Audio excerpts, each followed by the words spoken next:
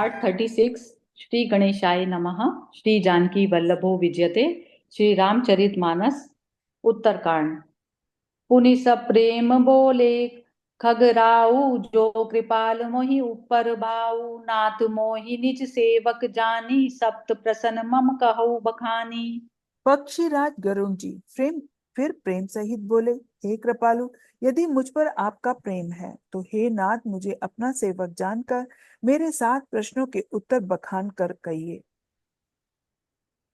प्रथमई कहु नाथ मति धीरा, सबते दुर्लभ कवन शरीरा। बड़ दुख कवन कवन सुख भारी, सो संक्षेप ही कहूँ विचारी। हे नाथ, हे धीर बुद्धि, पहले तो यह बताइए कि सबसे दुर्लभ कौन सा शरीर है, फिर सबसे बड़ा दुख कौन है और सबसे बड़ा सुख कौन है, यह भी विचार कर संक्षेप में ही कहिए।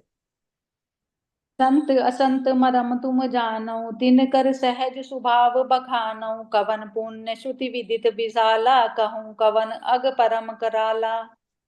संत और असंत का मर्म आप जानते हैं, उनके सहज भाव का वर्णन कीजिए। फिर कहिए कि श्रुतियों में प्रसिद्ध सबसे महान पुण्य कौन सा है और सबसे महान भयंकर पाप कौन है।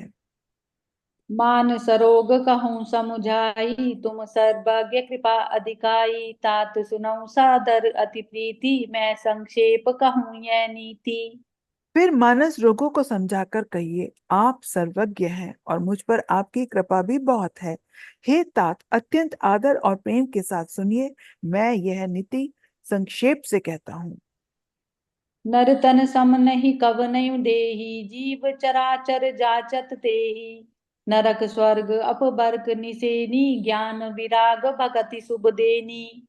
मनुष्य शरीर के समान कोई शरीर नहीं है, चर अचर सभी जीव उसकी याचना करते हैं। वह मनुष्य शरीर नरक, स्वर्ग और मोक्ष की सीढ़ी है तथा कल्याणकारी ज्ञान, वैराग्य और भक्ति को देने वाला है।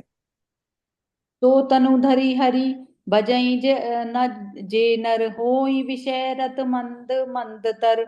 कांचु किरीच बदले ते लेही, करते डारी पर समनी देही।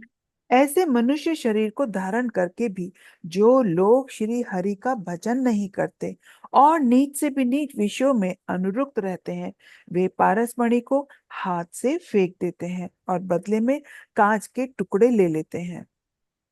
नहीं दरिद्र सम दुख जग माही, संत मिलन सम सुख जग नाही। पर उपकार बचन मम काया, संत सहज स्वभाव खगराया। जगत में दरिद्रता के समान दुख नहीं है तथा संतों के मिलने के समान जगत में सुख नहीं है। और हे पक्षीराज, मन, वचन और शरीर से परोपकार करना, यह संतों का सहज भाव है। संत सहे दुख पर हित लागी, पर दुख हेतु असंत अभागी। रज तरु सम संत कृपाला, पर हित नितिय विपति विशाला।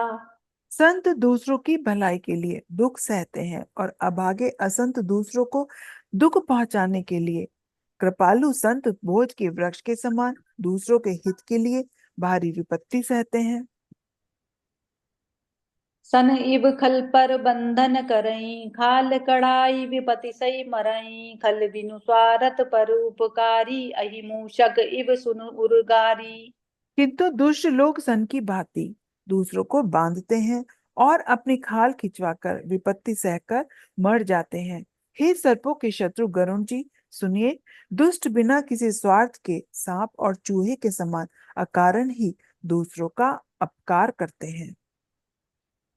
पर संपदा विनाशी नसाई, जिमि शशि हति हिम उपल बिलाई। दुष्ट उदय जग आरति हेतु, जता प्रसिद्ध अधम ग्रह केतु। वे पराई संपत्ति का नाश करके स्वयं नष्ट हो जाते हैं, जैसे खेती का नाश करके ओले नष्ट हो जाते हैं। दुष्ट का अबुद्ध प्रसिद्ध अधम ग्रह केतु के उदय की भांति जगत के दुख के लिए ही होता है। संत उदय संतत सुखकारी, विश्व सुखद जिमि इंदु तमारी। परम धर्म श्रुति विदित अहिंसा, पर निंदा सम अग्नगरीसा। और संतों का अभ्युदय सदा ही सुखकर होता है, जैसे चंद्रमा और सूर्य का उदय विश्व भर के लिए सुखदायक है। वेदों में अहिंसा को परम धर्म माना है और परनिंदा के समान भारी पाप नहीं है। हर गुरु निंदक दादुर होई, जन्म सहस्त्र पाव तन सोई। द्विज निंदक बहु नरक भोग, करी जग जन में बाए शरीर धरी। शंकर जी और गुरु की निंदा करने वाला मनुष्य मेंढक होता है और वह 1000 जन्म तक वही मेंढक का शरीर पाता है। ब्राह्मणों की निंदा करने वाला व्यक्ति बहुत से नरक भोग कर फिर जगत में कौए का शरीर धारण करके जन्म लेता है।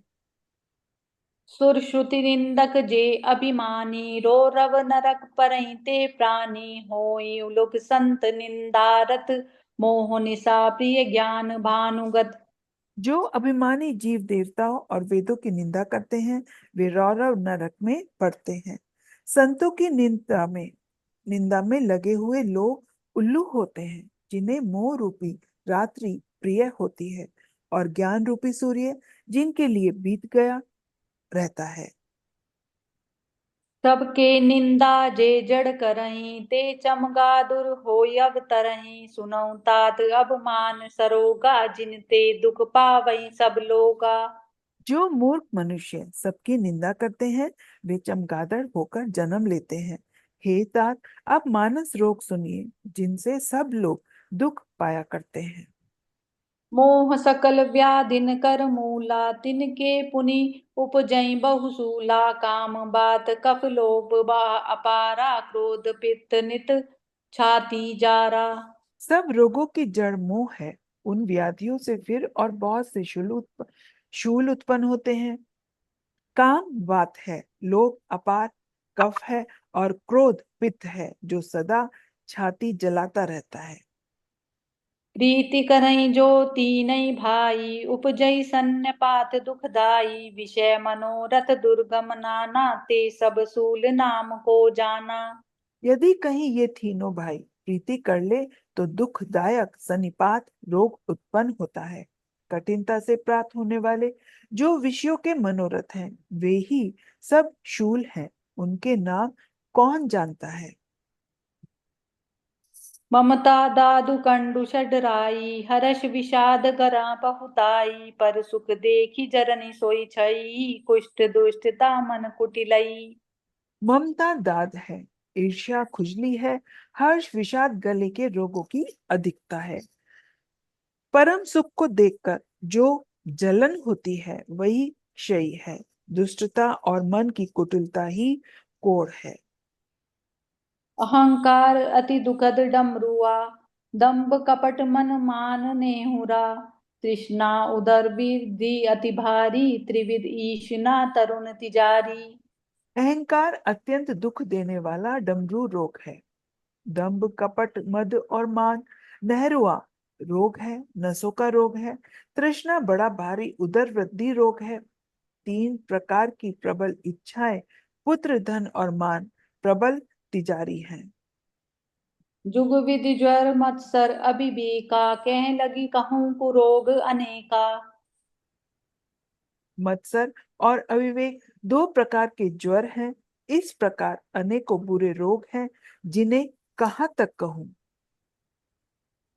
एक व्याधि बस नर मरही, ए असाधि बहु व्याधि। पीड़ई संतत जीव कहूँ, सो किमि लय समाधि। नेम धर्म आचार तप, ज्ञान यज्ञ जप दान। भेषज मुनि कोटिन, नहीं रोग जाहि हरि जान। मंगल भवन अमंगल हारी, द्रवहु सुदशरथ अजिर बिहारी। नियम धर्म आचार तप ज्ञान यज्ञ जप दान तथा और भी करोड़ों औषधियां हैं, परंतु हे गरुण जी उनसे ये रोग नहीं पा जाते। एक ही रोग के वश होकर मनुष्य मर जाते हैं। फिर ये तो बहुत से असाध्य रोग हैं। ये जीव को निरंतर कष्ट देते रहते हैं। ऐसी दशा में वह समाधि को कैसे प्राप्त करे। जय सिया राम। जय सिया राम।